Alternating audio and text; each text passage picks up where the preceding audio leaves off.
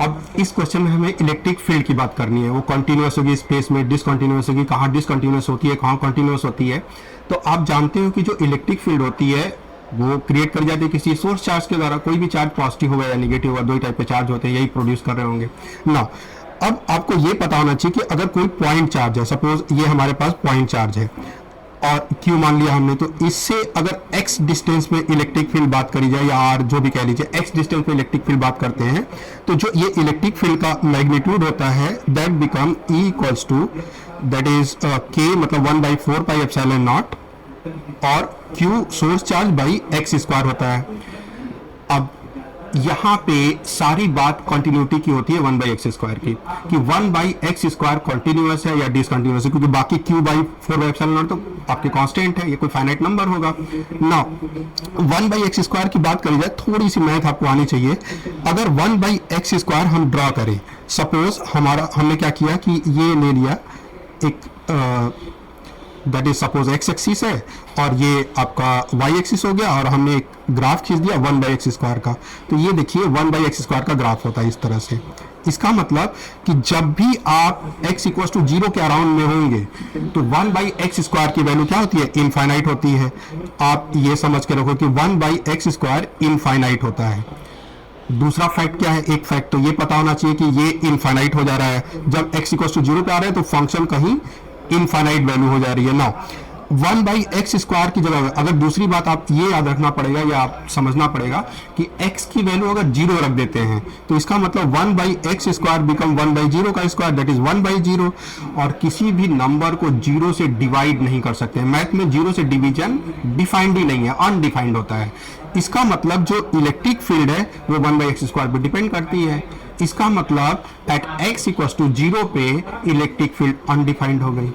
क्या मतलब हुआ, क्या कंक्लूड कर रहे हैं हम लोग, जहां चार्ज प्लेस किया गया है वेदर वो पॉजिटिव चार्ज हो या नेगेटिव चार्ज हो, eight that point electric field undefined हो जाएगी। इसका मतलब ये हुआ कि उस पॉइंट पे फंक्शन डिसकंटिन्यूअस हो जाएगा, यूं कहिए इलेक्ट्रिक फील्ड डिसकंटिन्यूअस हो जाएगा। तो क्या हम लोगों ने कंक्लूड किया कि स्पेस के हर पॉइंट पे जहां पे सोर्स चार्ज, जहां पे चार्ज हैं, अब चाहे वो पॉजिटिव हो या नेगेटिव हो, उन पॉइंट्स पे इलेक्ट्रिक फील्ड डिसकंटिन्यूअस होगी।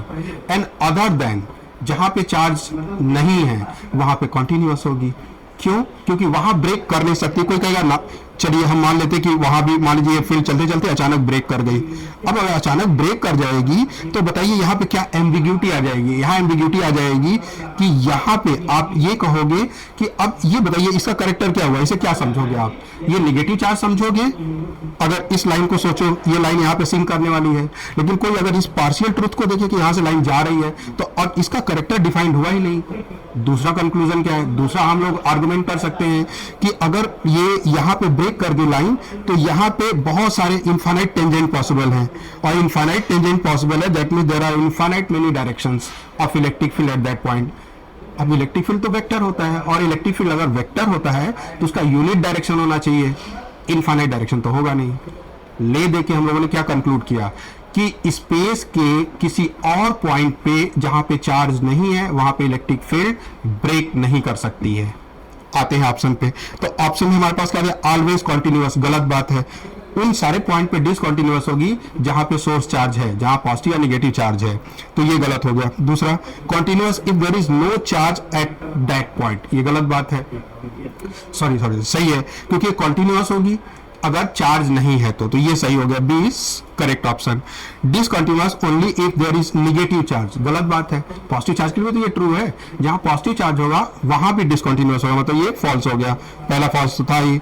Discontinuous if there is a charge at that point, of course वहां पे चाहे आपका पॉजिटिव चार्ज हो या नेगेटिव चार्ज हो डिसकंटिन्यूअस होगा अगर चार्ज है तो हम किस ऑप्शन के साथ जाएंगे, बी करेक्ट है और डी करेक्ट है। तो यहाँ पे आपका टिक कर दे रहे हैं, B is correct and D is correct. I hope ये डिस्कशन आपको समझ में आया होगा।